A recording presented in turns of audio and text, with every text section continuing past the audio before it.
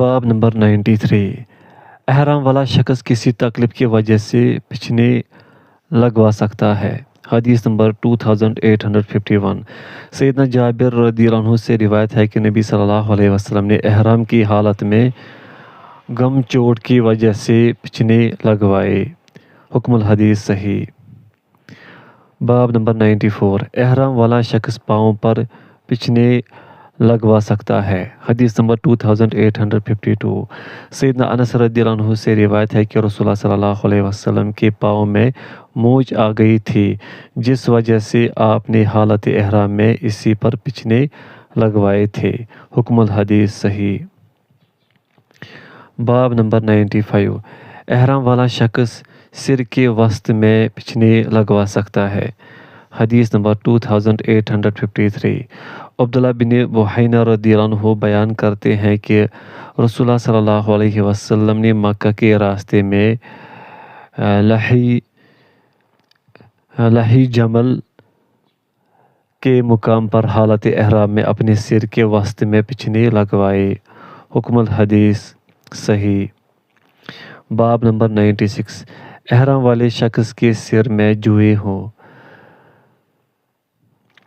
حدیث نمبر 2854 سیدنا کعب بن عجرہ رضی اللہ عنہ سے روایت ہے کہ وہ احرام کی حالت میں رسول اللہ صلی اللہ علیہ وسلم کے ساتھ تھے، پس ان کے سر میں جوئیں پڑ گئی تو رسول اللہ صلی اللہ علیہ وسلم نے انہیں حکم فرمایا کہ وہ اپنا سر مونڈ لے اور فرمایا 3 روزے رکھو یا 6 مسکینوں کو 2 مد تقریباً 1.25 کلو اناج دو یا 1 بکری قربان کرو، تم نے ان مذکورہ چیزوں میں سے جو بھی کر لیا وہ تجھے کافی ہو جائے گا۔ حکم الحدیث صحیح۔ حدیث نمبر 2855 سیدنا کعب بن عجرہ رضی اللہ عنہ نے بیان کیا میں نے احرام باندھا تو میرے سر میں بہت جوئیں پڑ گئی۔ نبی صلی اللہ علیہ وسلم کو خبر ملی تو آپ میرے پاس تشریف لائے جبکہ میں اپنے ساتھیوں کے لیے سالن پکا رہا تھا۔ آپ نے اپنی انگشت مبارک میرے سر پر لگائی تو فرمایا جاؤ اسے مونڈو اور 6 مسکینوں پر صدقہ کرو۔ حکم الحدیث صحیح۔ باب نمبر 97 احرام والے شخص کو فوت ہو جانے کی صورت میں بیری کے پتوں کے ساتھ غسل دینا۔ حدیث نمبر 2856 سیدنا ابن عباس رضی اللہ عنہما سے روایت ہے کہ ایک آدمی نبی صلی اللہ علیہ وسلم کے ساتھ تھا، پس اس کی اونٹنی نے اسے گرا کر اس کی گردن توڑ دی، پس وہ فوت ہو گیا جبکہ وہ احرام کی حالت میں تھا۔ تو رسول اللہ صلی اللہ علیہ وسلم نے فرمایا اسے پانی اور بیری کے پتوں کے ساتھ غسل دو، اس کے دونوں کپڑوں میں اسے کفن دو اور اسے خوشبو لگاؤ، نہ اس کے سر کو ڈھانپو اس لیے کہ وہ قیامت کے دن تلبیہ پکارتا ہوا اٹھایا جائے گا۔ حکم الحدیث صحیح۔ باب نمبر 98 محرم جب فوت ہو جائے تو اسے کتنے کپڑوں میں کفن دیا جائے۔ حدیث نمبر 2857 سیدنا ابن عباس رضی اللہ عنہما سے روایت ہے کہ ایک محرم شخص اپنی اونٹنی سے گرا اور اس کی گردن ٹوٹ گئی، بتایا گیا کہ وہ فوت ہو گیا ہے۔ نبی صلی اللہ علیہ وسلم نے فرمایا اسے پانی اور بیری کے پتوں کے ساتھ غسل دو اور اسے 2 کپڑوں میں کفن دو، پھر اس کے بعد فرمایا اس کا سر باہر رہے۔ آپ صلی اللہ علیہ وسلم نے فرمایا اسے خوشبو نہ لگانا اس لیے کہ وہ قیامت کے دن تلبیہ پکارتا ہوا اٹھایا جائے گا۔ شعبہ نے بیان کیا میں نے 10 سال بعد ان ابو بشر سے یہی حدیث پھر پوچھی تو انہوں نے بالکل اسی طرح بیان کیا، البتہ انہوں نے یہ کہا کہ آپ صلی اللہ علیہ وسلم نے فرمایا اس کے چہرے اور اس کے سر کو نہ ڈھانپو۔ حکم الحدیث صحیح۔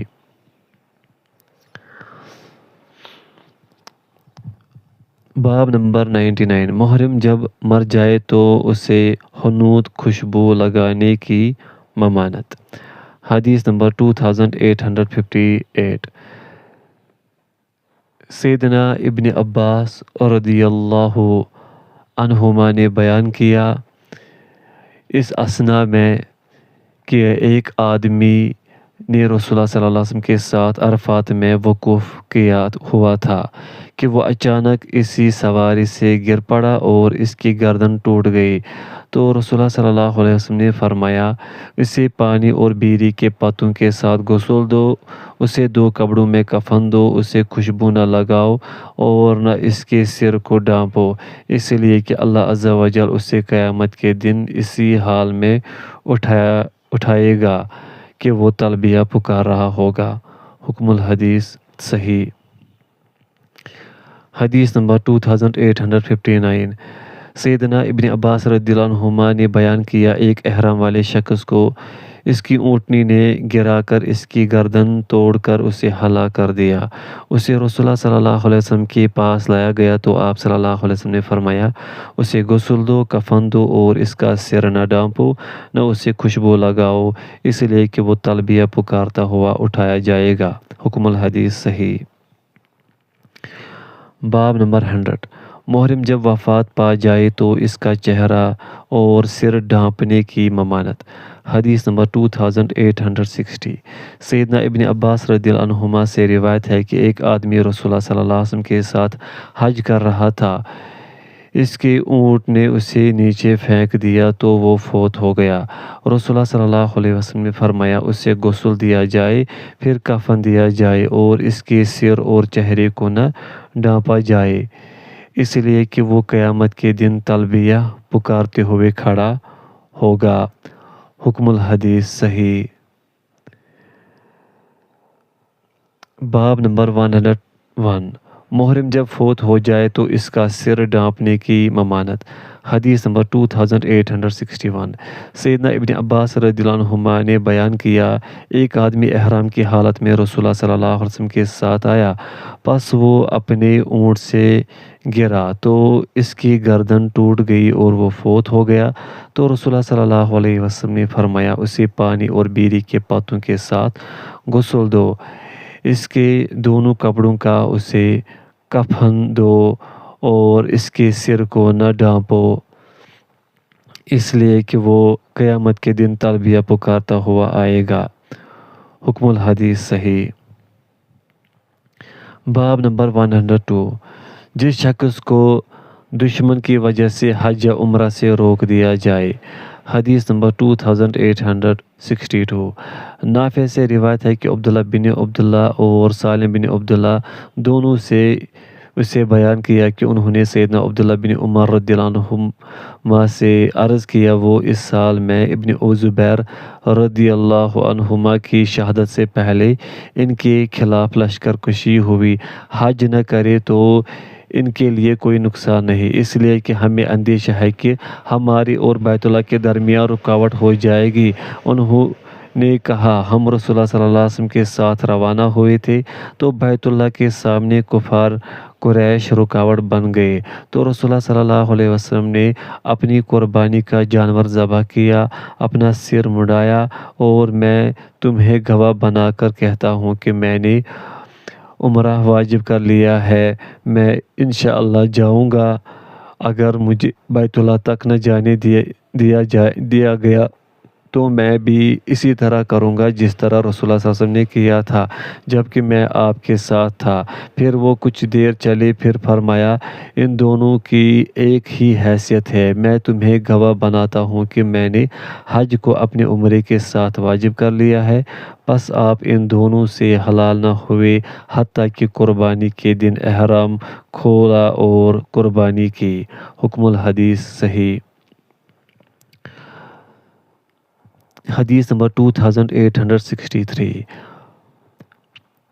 حجاج بن عمر الانصاری رضی اللہ عنہ سے روایت ہے کہ انہوں نے رسول اللہ صلی اللہ علیہ وسلم کو فرماتے ہوئے سنا جو لنگڑا ہو جائے یا اس کی ہڈی ٹوٹ جائے تو وہ حلال ہو گیا، احرام ختم ہوا، اس پر ایک دوسرا حج کرنا فرض ہے۔ راوی نے بیان کیا میں نے سیدنا ابن عباس اور سیدنا ابو ہریرہ رضی اللہ عنہما سے اس بارے میں دریافت کیا تو ان دونوں نے فرمایا حجاج نے سچ فرمایا۔ حکم الحدیث صحیح۔ حدیث نمبر 2864 سیدنا حجاج بن عمر رضی اللہ عنہ نے نبی صلی اللہ علیہ وسلم سے روایت کیا، آپ صلی اللہ علیہ وسلم نے فرمایا جس کی ہڈی ٹوٹ جائے یا وہ لنگڑا ہو جائے تو وہ حلال ہو گیا اور وہ دوسرے سال حج کرے۔ اکرمہ نے کہا میں نے سیدنا ابن عباس اور سیدنا ابو ہریرہ رضی اللہ عنہما سے دریافت کیا تو ان دونوں نے کہا حجاج نے سچ کہا ہے، اور شعیب نے اپنی روایت میں ذکر کیا وہ اگلے سال حج کرے۔ حکم الحدیث صحیح۔ حدیث نمبر 2865 باب نمبر 103 مکہ میں داخلہ۔ حدیث نمبر 2865 سیدنا عبداللہ بن عمر رضی اللہ عنہما سے روایت ہے کہ رسول اللہ صلی اللہ علیہ وسلم ذی طویٰ میں پڑاؤ ڈالتے تھے اور وہیں رات گزارتے حتیٰ کہ صبح کی نماز پڑھتے، جس وقت مکہ کی طرف پیش قدمی فرماتے، اور رسول اللہ صلی اللہ علیہ وسلم کی جائے نماز وہ ایک ٹیلے پر تھی، اس مسجد میں نہیں تھی جو کہ وہاں بن گئی ہے، لیکن اس سے نیچے ایک سخت ٹیلے پر۔ حکم الحدیث صحیح۔ باب نمبر 104 رات کے وقت مکہ میں داخل ہونا۔ حدیث نمبر 2866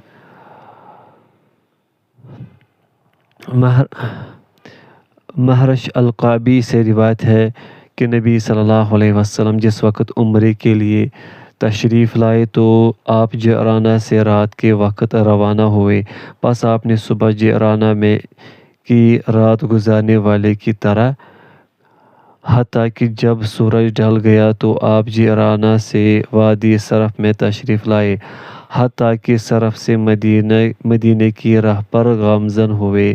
حکم الحدیث صحیح۔ حدیث نمبر 2867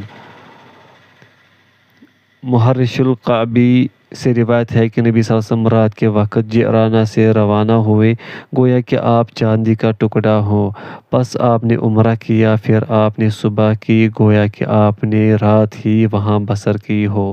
حکم الحدیث صحیح۔ باب نمبر 105 مکہ میں کدھر سے داخل ہو۔ حدیث نمبر 2868 سیدنا ابن عمر رضی اللہ عنہما سے روایت ہے کہ رسول اللہ صلی اللہ علیہ وسلم بطحا کی بلند گھاٹی کی طرف سے مکہ میں داخل ہوئے اور نیچے والی گھاٹی کی طرف سے باہر نکلے تھے۔ حکم الحدیث صحیح۔ باب نمبر 106 پرچم کے ساتھ مکہ میں داخل ہونا۔ حدیث نمبر 2869 سیدنا جابر رضی اللہ عنہ سے روایت ہے کہ نبی صلی اللہ علیہ وسلم مکہ میں داخل ہوئے جبکہ آپ کا پرچم سفید تھا۔ حکم الحدیث صحیح۔ باب نمبر 107 احرام کے بغیر مکہ میں داخل ہونا۔ حدیث نمبر 2870 سیدنا انس رضی اللہ عنہ سے روایت ہے کہ نبی صلی اللہ علیہ وسلم مکہ میں داخل ہوئے جبکہ آپ کے سر پر کھود تھا۔ آپ کو بتایا گیا کہ ابن خطل کعبے کے غلافوں کے ساتھ چمٹا ہوا ہے، آپ صلی اللہ علیہ وسلم نے فرمایا اسے قتل کر دو۔ حکم الحدیث صحیح۔ حدیث نمبر 2871 سیدنا انس رضی اللہ عنہ سے روایت ہے کہ نبی صلی اللہ علیہ وسلم فتح مکہ کے سال مکہ میں داخل ہوئے جبکہ آپ کے سر پر کھود تھا۔ حکم الحدیث صحیح۔ حدیث نمبر 2872 سیدنا جابر بن عبداللہ رضی اللہ عنہ سے روایت ہے کہ نبی صلی اللہ علیہ وسلم فتح مکہ کے دن مکہ میں داخل ہوئے، آپ کے سر پر کالا امامہ تھا اور آپ احرام کے بغیر تھے۔ حکم الحدیث صحیح۔ باب نمبر 108 نبی صلی اللہ علیہ وسلم کس وقت مکہ میں داخل ہوئے۔ حدیث نمبر 2873 سیدنا ابن عباس رضی اللہ عنہما نے بیان کیا رسول اللہ صلی اللہ علیہ وسلم اور آپ کے اصحاب 4 ذی الحجہ کی صبح حج کا تلبیہ پکارتے ہوئے داخل ہوئے، رسول اللہ صلی اللہ علیہ وسلم نے انہیں حکم فرمایا کہ وہ احرام کھول دے۔ حکم الحدیث صحیح۔ حدیث نمبر 2874 ابن عباس رضی اللہ عنہما نے بیان کیا کہ رسول اللہ صلی اللہ علیہ وسلم 4 ذوالحجہ کو مکہ تشریف لائے۔ آپ نے حج کا احرام باندھا تھا، پس آپ نے صبح کی نماز بطحا میں پڑھی اور فرمایا جو اس کو عمرہ بنانا چاہے تو بنا لے۔ حکم الحدیث صحیح۔ باب نمبر 109 حرم میں شعر پڑھنا اور امام کے آگے چلنا۔ حدیث نمبر 2875 سیدنا جابر رضی اللہ عنہ نے بیان کیا نبی صلی اللہ علیہ وسلم 4 ذوالحجہ کی صبح مکہ تشریف لائے تھے۔ حکم الحدیث صحیح۔ حدیث نمبر 2876 سیدنا انس رضی اللہ عنہ سے روایت ہے کہ نبی صلی اللہ علیہ وسلم عمرہ قضا میں مکہ میں داخل ہوئے، جبکہ عبداللہ بن رواحہ آپ کے آگے آگے چلتے ہوئے یہ شعر پڑھ رہے تھے: کفار کی اولاد آپ کی راہ چھوڑ دو، آج ہم ان کے حکم پر تمہیں ایسی مار ماریں گے کہ گردنیں اپنے مقام سے جدا ہو جائیں گی اور جگری دوست کو جگری دوست سے بے خبر کر دے گا۔ سیدنا عمر رضی اللہ عنہ نے ان سے فرمایا: ابن رواحہ، تم اللہ عز و جل کے حرم میں اور رسول اللہ صلی اللہ علیہ وسلم آگے آگے شعر کہتے ہو، تو آپ نبی صلی اللہ علیہ وسلم نے فرمایا اسے چھوڑ دو، پس وہ ان کے لیے تیر کی مار سے بھی زیادہ کارگر ہے۔ حکم الحدیث صحیح۔ باب نمبر 110 حرم مکہ۔ حدیث نمبر 2877 سیدنا ابن عباس رضی اللہ عنہما نے بیان کیا رسول اللہ صلی اللہ علیہ وسلم نے فتح مکہ کے دن فرمایا: اس شہر کو اللہ نے اسی روز سے حرم قرار دیا جس روز اس نے آسمانوں اور زمین کو تخلیق فرمایا تھا، پس وہ اللہ کی حرمت سے قیامت کے دن تک حرام ہے، پس اس کے درختوں کے کانٹے تک بھی نہیں کاٹے جا سکتے، اس کا شکار بھی نہیں ہنکایا جا سکتا، اور اس کی گری پڑی چیز بھی صرف وہی شخص اٹھا سکتا ہے جو اس کا اعلان کرے، اور اس کی گھاس بھی نہیں کاٹی جا سکتی۔ سیدنا عباس رضی اللہ عنہ نے عرض کیا: اللہ کے رسول صلی اللہ علیہ وسلم اس گھر گھاس کی ایک قسم کی اجازت دے دے، بس آپ صلی اللہ علیہ وسلم نے فرمایا اس گھر کی اجازت ہے۔ حکم الحدیث صحیح۔ باب نمبر 111 حرم میں قتال کا حرام ہونا۔ حدیث نمبر 2878 سیدنا ابن عباس رضی اللہ عنہما نے بیان کیا رسول اللہ صلی اللہ علیہ وسلم نے فتح مکہ کے دن فرمایا: یہ شہر حرام حرمت والا ہے، اللہ عز و جل نے اس کو حرام قرار دیا ہے، اس میں قتال کرنا مجھ سے پہلے کسی کے لیے حلال قرار نہیں دیا گیا، اور میرے لیے بھی دن کی ایک گھڑی حلال کیا گیا، پس وہ اللہ عز و جل کی حرمت کی وجہ سے قیامت تک حرام ہے۔ حکم الحدیث صحیح۔ حدیث نمبر 2879 ابو شریح نے بیان کیا کہ انہوں نے عمر بن سعید سے کہا جب کہ وہ مکہ کی طرف لشکر بھیج رہا تھا: جناب امیر، مجھے اجازت دے میں آپ سے ایک بات کرتا ہوں۔ رسول اللہ صلی اللہ علیہ وسلم نے فتح مکہ کی صبح خطبہ ارشاد فرمایا: میرے کانوں نے اسے سنا، میرے دل نے اسے یاد کیا اور میری آنکھوں نے دیکھا۔ جس وقت آپ نے کلام فرمایا، اللہ کی حمد و ثنا بیان کی، پھر فرمایا: مکہ کو اللہ نے حرام قرار دیا ہے، لوگوں نے اسے حرام قرار نہیں دیا۔ اللہ پر اور یوم آخرت پر ایمان رکھنے والے شخص کے لیے حلال نہیں کہ وہ وہاں خون ریزی کرے، وہاں سے کسی درخت کو نہیں کاٹا جائے گا۔ پس اگر کوئی کہے کہ رسول اللہ صلی اللہ علیہ وسلم کو اس میں قتال کی اجازت دی گئی، تو اس سے کہو اللہ نے صرف اپنے رسول اللہ صلی اللہ علیہ وسلم کو اجازت دی تھی، اور وہ جس طرح کل حرمت والا تھا وہ آج بھی حرمت والا ہے، پس جو یہاں موجود ہے وہ اسے اس تک پہنچا دے جو یہاں موجود نہیں۔ حکم الحدیث صحیح۔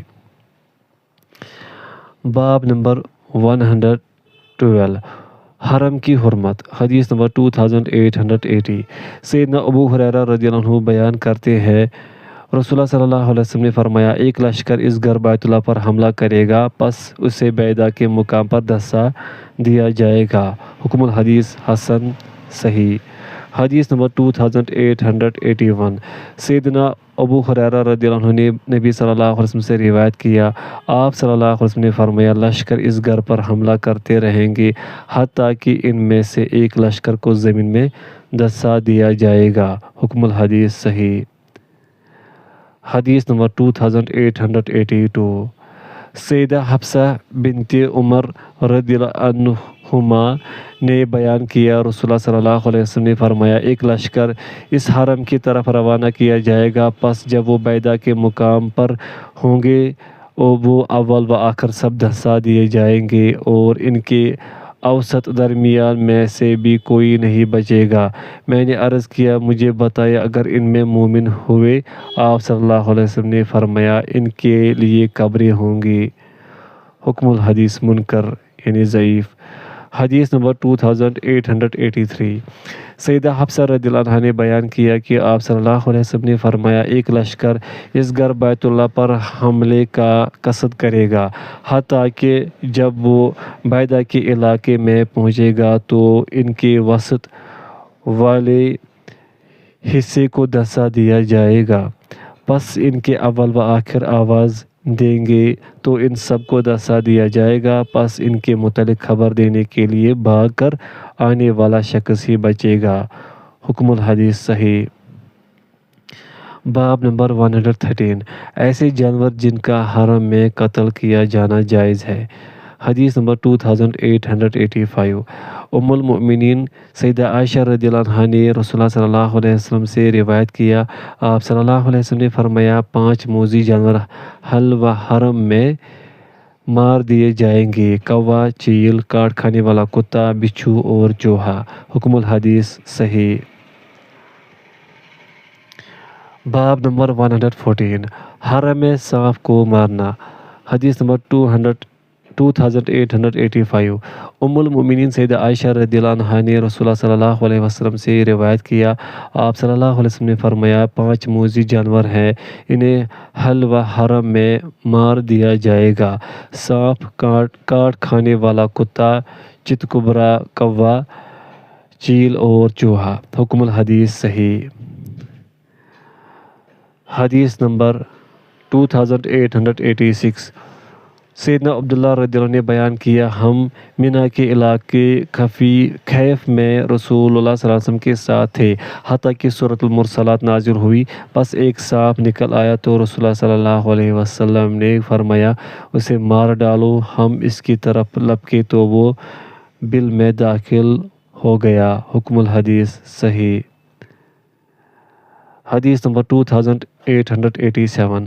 ابو عبیدہ نے اپنے والد سے روایت کیا انہوں نے کہا ہم عرفہ کی رات جو کہ عرفہ کے دن 9 ذی الحجہ سے پہلے تھی رسول اللہ صلی اللہ علیہ وسلم کے ساتھ تھے جب سانپ کی آہٹ محسوس ہوئی تو رسول اللہ صلی اللہ علیہ وسلم نے فرمایا اسے مار ڈالو پس وہ بل کے دراڑ شگاف میں داخل ہو گیا پس ہم نے ایک لکڑی داخل کی اور بل کا کچھ حصہ کریدا تو پھر اس میں لکڑیاں بھر دی اور آگ لگا دی رسول اللہ صلی اللہ علیہ وسلم نے فرمایا اللہ نے اسے تمہارے شر سے بچا لیا اور تمہارے اس کے شر سے بچا لیا۔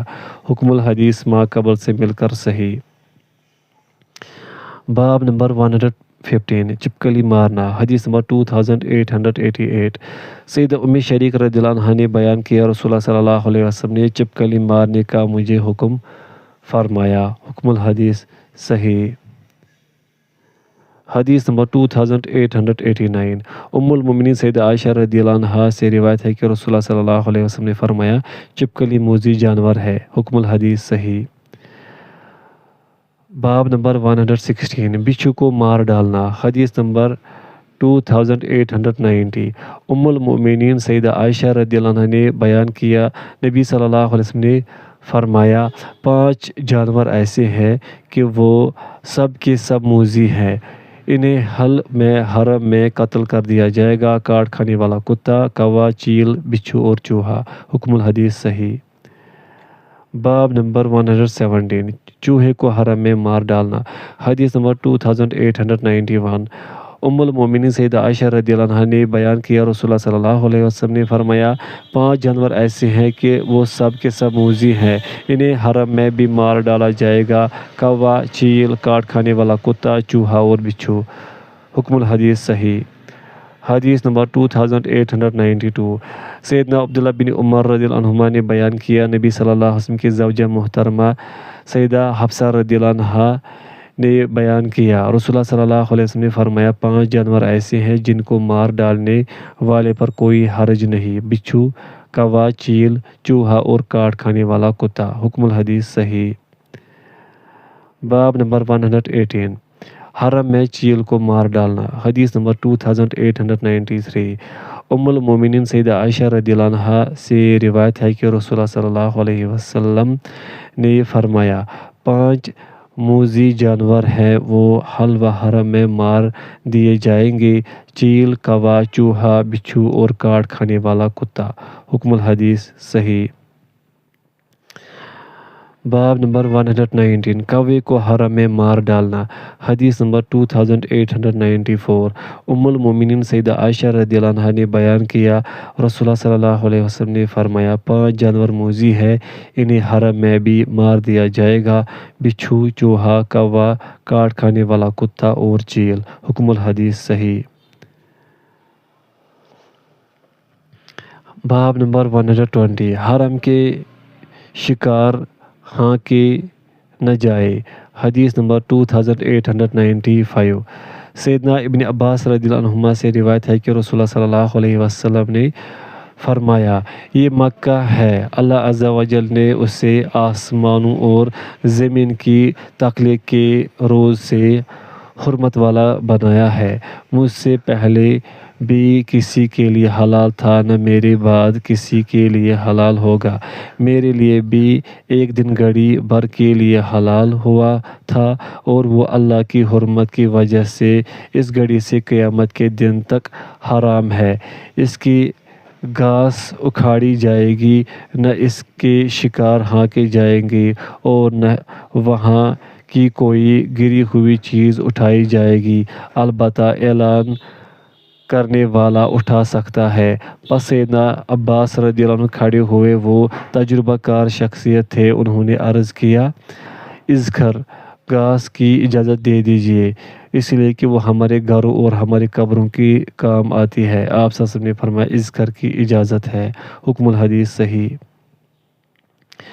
باب نمبر 121 حاجی کا استقبال کرنا۔ حدیث نمبر 2896 سیدنا انس رضی اللہ عنہ نے بیان کیا نبی صلی اللہ علیہ وسلم عمرہ قضا میں مکہ میں داخل ہوئے، جبکہ سیدنا ابن رواحہ رضی اللہ عنہ آپ کے آگے یہ اشعار پڑھ رہے تھے، اے اولاد کفار آپ کے راہ چھوڑ دو، ہم آج تمہیں اس کے حکم پر ایسا ماریں گے کہ کھوپڑی اپنے اصل مقام سے سرک جائے گی اور وہ مار جگری دوست کو جگری دوست سے بے خبر کر دے گی۔ سیدنا عمر رضی اللہ عنہ نے فرمایا ابن رواحہ کیا اللہ کے حرم میں اور رسول اللہ صلی اللہ علیہ وسلم کے سامنے اشعار پڑھتے ہو؟ نبی صلی اللہ علیہ وسلم نے فرمایا اسے چھوڑ دو، اس ذات کی قسم جس کے ہاتھ میں میری جان ہے، اس کا کلام ان پر تیر کی مار کی طرح ہے۔ حکم الحدیث صحیح۔ حدیث نمبر 2897 سیدنا ابن عباس رضی اللہ عنہما سے روایت ہے کہ نبی صلی اللہ علیہ وسلم جب مکہ تشریف لائے تو بنو ہاشم کے بچوں نے آپ کا استقبال کیا، پس آپ نے ایک کو اپنے آگے اور ایک کو اپنے پیچھے سوار کر لیا۔ حکم الحدیث صحیح۔ باب نمبر 122 بیت اللہ نظر آنے پر ترک رفع الیدین۔